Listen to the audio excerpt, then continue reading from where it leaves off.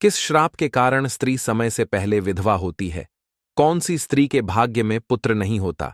और मित्रों, आखिर किस श्राप के कारण कलयुग की स्त्रियां प्रेम नहीं करती हैं? आइए मित्रों, जानते हैं मित्रों।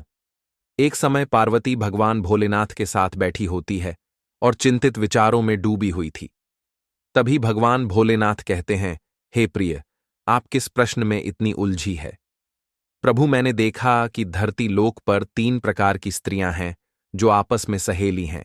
उनमें से 2 स्त्रियां विधवा होकर के दुखी जीवन जी रही हैं, जबकि एक स्त्री सुहागन होकर के अपने पति के साथ सुखी जीवन जी रही है। प्रभु, ये बात मेरी समझ में नहीं आई, इसीलिए मेरे मन में 3 प्रश्न बुझने लगे। अब मैं आपसे यह चाहती हूं कि आप मेरे तीनों प्रश्नों के उत्तर दे करके मुझे संतुष्ट करने की कृपा करें मित्रों। इस प्रकार पार्वती की बात को सुनकर के भगवान भोलेनाथ कहते हैं, हे पार्वती, तुम मुझे अपने तीनों कष्ट बताओ। मैं तुम्हारे प्रश्नों के उत्तर दे करके तुम्हें पूरी तरह संतुष्ट करने का प्रयास करूंगा। अब पार्वती कहती है, प्रभु, मेरा पहला प्रश्न है, कौन सी चीज ऐसी है जो एक पत्नी अपने पति को मांगने से भी नहीं देती? मेरा दूसरा प्रश्न है, कौन सी स्त्री को जीवन में कभी सुख नहीं मिलता?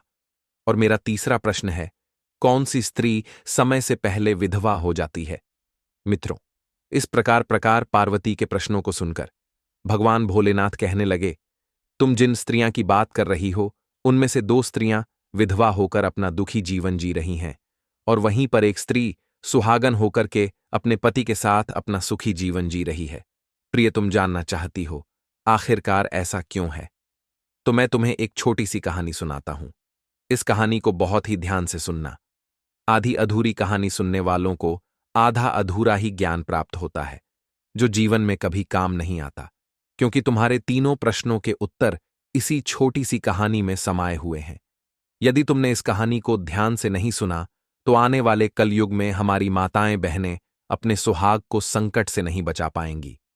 हे प्रिय, तुम्हारे तीनों प्रश्नों के उत्तर तो तुम्हें अवश्य ही मिलेंगे, और साथ ही इस कहानी को सुनने वालों को संतुष्टि प्राप्त होगी।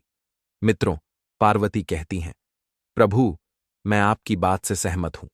आप कहानी शुरू करो। मैं कहानी को पूरी मन से सुनूंगी, और जब तक आप कहानी बोलेंगे, तब तक मेरा मन किसी दूसरे स्थान पर नहीं जाएगा। तो चलिए मित्रों, कहानी को शुरू करते हैं। लेकिन उससे पहले है, जो भी दर्शक इस वीडियो को देख रहा है, लाइक करें और चैनल को सब्सक्राइब करके कमेंट में जय माता पार्वती लिखे। उन पर मां पार्वती का आशीर्वाद हमेशा बना रहे। उनके घर में धन की कभी कोई कमी ना रहे। उनका घर घर हमेशा खुशियों से भरा रहे। भगवान भोलेनाथ कहते हैं, पार्वती, सबसे पहले मैं तुम्हें उस स्त्री की कहानी सुनाता हूं जो सुहागन बनकर के अपना सुखी जीवन जी रही है। देखो, जिस सुहागन स्त्री की तुम बात कर रही हो, उसके पति को राजा के दरबार में सभी के सामने फांसी लगने वाली होती है, क्योंकि उसने एक व्यक्ति से शर्त लगाया हुआ था कि अगर उसकी पत्नी चरित्रहीन निकली तो वह उस शर्त के अनुसार फांसी पर चढ़ने के लिए तैयार है। हालांकि राजा रानी और साथ ही पूरे गांव वाले को भी यही लगता था कि उसकी पत्नी एक पतिव्रता पत्नी है, जो अपने पति का बहुत सम्मान करती है, और सभी को यही उम्मीद था कि इसका पति यह शर्त कभी नहीं हार सकता। अब उस शर्त के हिसाब से उसे 2 दिनों में फांसी मिलने वाली थी, और इस प्रकार से जब राजा उससे उसके आखिरी इच्छा के बारे में पूछता है कि तुम्हारा अगर कोई आखिरी इच्छा है तो हमें बताओ, हम उसे अवश्य पूरी करने की कोशिश करेंगे, तब वह व्यक्ति, जिसका नाम रमेश है, वह कहता है, मैं अपनी पत्नी से अंतिम बार मिलना चाहता हूं। इस प्रकार राजा ने रमेश को आज्ञा दी कि ठीक है, तुम अपनी पत्नी से मिल सकते हो। फिर रमेश अपने घर गया और अपनी पत्नी से कहा कि आपने मेरे साथ में बहुत बड़ा विश्वासघात किया। मैंने आपके विश्वास पर राजा के दरबार में भरी सभा के सामने एक व्यक्ति से ऐसी शर्त लगाई कि अगर मेरी पत्नी का पतिव्रता धर्म कोई नष्ट कर दे तो मुझे फांसी लगा देना। अब मुझे 2 दिनों में फांसी लगने वाली है। मेरे साथ विश्वासघात करके तुमने ठीक नहीं किया। हालांकि दोस्तों, बात कुछ दिनों पहले की है। एक नगर में रमेश नाम का व्यक्ति रहता था, और उसे अपनी पत्नी पर पूर्ण विश्वास और भरोसा था कि वह पतिव्रता है, जिसकी महिमा वह अपने साथियों में बार बार करता था। नगर में सभी लोगों को उस पतिव्रता पत्नी को देखकर आश्चर्य होता था कि इसके परिवार में इतना प्यार और सुख कैसे है और इसके घर का दिया हमेशा कैसे जलते रहता है। और यह बात नगर में फैलते फैलते एक दिन राजा के दरबार तक पहुंच गई। और जब राजा और रानी ने उस परिवार के बारे में सुना तो उन्हें भी यह सुनकर बहुत आश्चर्य हुआ।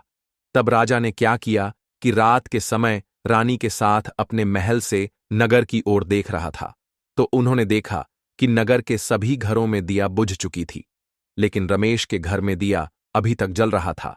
तब रानी महाराज से कहती हैं, हे स्वामी, ऐसा क्या है इन दोनों के बीच में जो कि इसके घर का दिया अभी तक जल रहा है।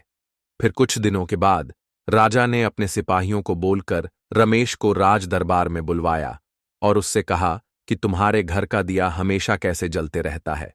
तुम हर किसी से कहते हो कि तुम्हारी पत्नी पतिव्रता है। क्या वास्तव में आपकी पत्नी पतिव्रता है? क्या आपको पूर्ण विश्वास है? इस प्रकार राजा की बात सुनकर के रमेश कहने लगा, महाराज, मुझे पूरा विश्वास है और पूरे से भी आगे विश्वास है कि मेरी पत्नी पूरी तरह पतिव्रता है। अब उसी समय दरबार में एक व्यक्ति था जो कहने लगा, यदि मैं तेरी पत्नी का पतिव्रता धर्म खंडित कर दूं तो तुझे क्या सजा मिलनी चाहिए। दोस्तों, इस व्यक्ति को स्त्री जात पर बिल्कुल भी भरोसा नहीं होता था, क्योंकि उसकी खुद की पत्नी उसे धोखे में रखती थी और दूसरे पुरुषों के साथ संबंध बनाया करती थी। इसी बातों से परेशान होकर वह व्यक्ति राज दरबार में अपने पत्नी से अलग होने का फैसला करवाने आया था। इस व्यक्ति का स्त्री जात से पूरी तरीके से विश्वास उठ चुका था और उसे लगता था कि कोई भी स्त्री पतिव्रता नहीं होती। इसलिए रमेश से शर्त लगा लेता है कि मैं साबित कर सकता हूं कि तुम्हारी पत्नी पतिव्रता नहीं है, वह बस तुम्हें धोखे में रख रही है। फिर रमेश कहता है कि यदि तुम मेरी पत्नी का पतिव्रता धर्म खंडित कर देते हो तो महाराज, आप मुझे फांसी लगा देना। लेकिन यदि यह व्यक्ति मेरी पत्नी का पतिव्रता धर्म खंडित नहीं कर पाए तो इसको सजा क्या मिलनी चाहिए? तो राजा ने कहा, इस व्यक्ति को भी फांसी की सजा दी जाएगी। तब उस व्यक्ति ने स्वीकार कर लिया और रमेश से पूछा कि ऐसा क्या वस्तु लाऊं जिससे तू माने कि मैं तेरी पत्नी का धर्म खंडित करने में सफल रहा। तो रमेश ने उस व्यक्ति से कहा, यदि तुम मेरे घर से जाकर के मेरे विवाह के समय पर मुझे एक तलवार मिली थी, वो मेरी पत्नी ने बहुत ही संभाल कर रखी है, जो हमारी सुहाग की निशानी मानी जाती है।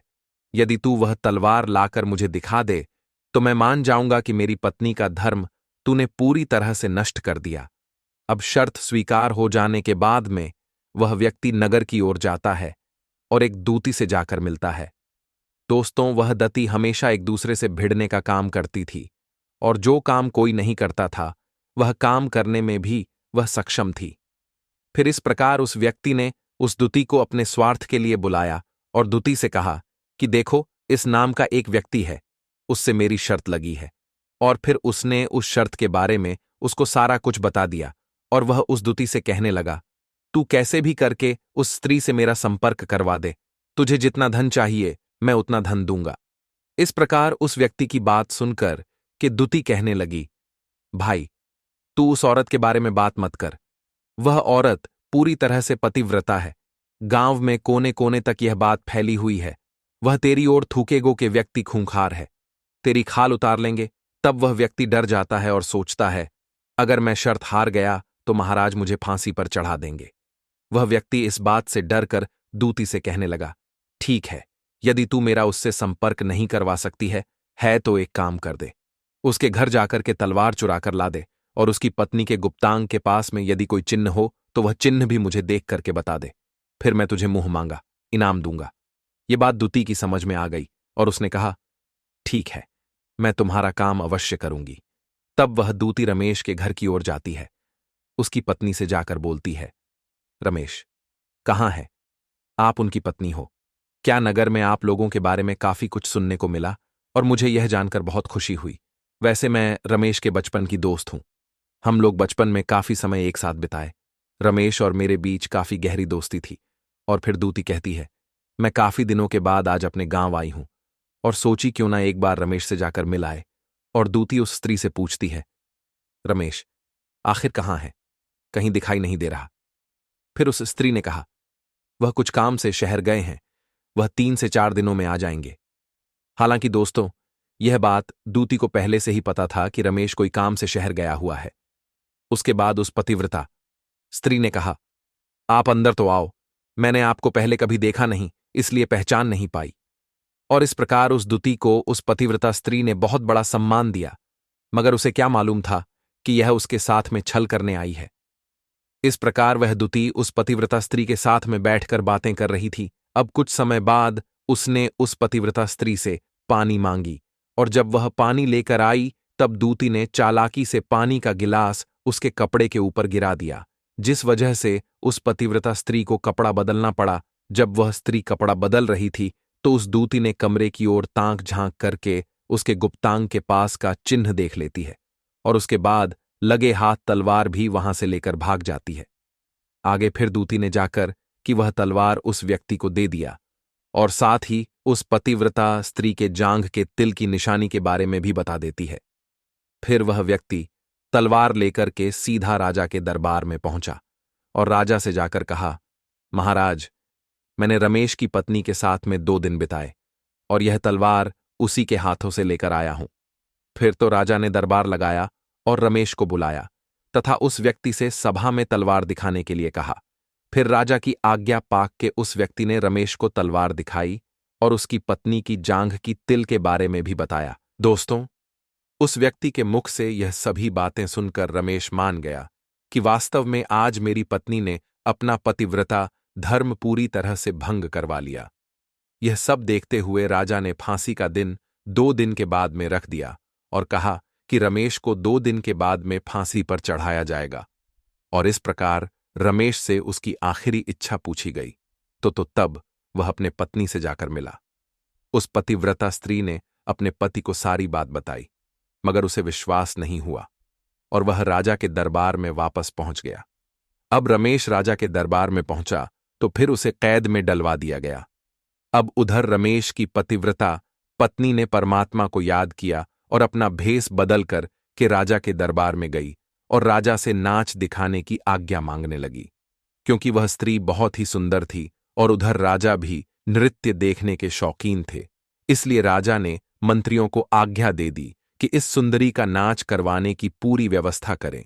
फिर तो सब मंत्री राजा आदि दरबार में उपस्थित हुए और फिर रमेश की धर्मपत्नी ने जब नाचना शुरू किया तो राजा को उस स्त्री का नाच बहुत ही सुंदर लगा। और तब राजा ने कहा, तुम मुझसे क्या मांगना चाहती हो? तुम जो भी मांगोगे मैं तुम्हें वह दूंगा। तब उस पतिव्रता स्त्री ने कहा, महाराज, आपकी सभा में मेरा एक चोर है जिसने मेरे रुपए लिए थे मगर आज तक वापस नहीं दिया, उसे फांसी की सजा दे दीजिए। अब राजा ने कहा, ठीक है, बताओ मेरे दरबार में तुम्हारा चोर कौन है, उसका नाम क्या है, मैं उसको फांसी की सजा अवश्य दूंगा। फिर उस पतिव्रता स्त्री ने कहा, महाराज, यह व्यक्ति मेरा चोर है, आप इनको फांसी की सजा अवश्य दे। अब उधर जैसे ही वह व्यक्ति ने सुना कि यह सुंदरी मुझे अपना चोर बता रही है तो वो व्यक्ति कहने लगा, महाराज, मैं कसम खाकर कहता हूं कि मैंने इसका कभी कुछ नहीं चुराया है, मैंने इसे आज तक कभी देखा ही नहीं है, तो मैं चोरी कैसे कर सकता हूं? मैंने आज तक इसकी शक्ल भी कभी नहीं देखा है।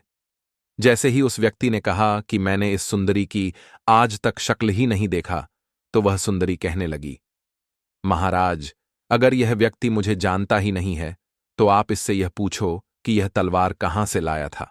मैं उस व्यक्ति की पत्नी हूं जो आपके यहां झूठी बातों के वजह से कैद में पड़ा हुआ है और आप मेरे निर्दोष पति को फांसी पर चढ़ाने वाले हैं। अब मैं आपको पूरी दास्ता सुनाती हूं।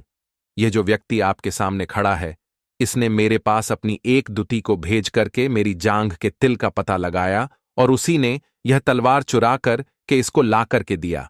और इस व्यक्ति के द्वारा भेजी गई दूती जब मेरे घर पर आई थी तो उसने मुझसे कहा था कि वह मेरे पति के बचपन की दोस्त है और वो मेरे विवाह के बाद पहली बार मेरे घर आई थी, इसलिए मैं उस दूती को पहचान नहीं सकी। और महाराज, जिस प्रकार मैंने उस स्त्री को अपने यहां पर बहुत बड़ा सम्मान दिया और अपने घर पर उसके ठहरने की व्यवस्था की, मुझे जरा सा भी यह उम्मीद नहीं था कि यह दूती मेरे साथ ऐसा करने वाली थी।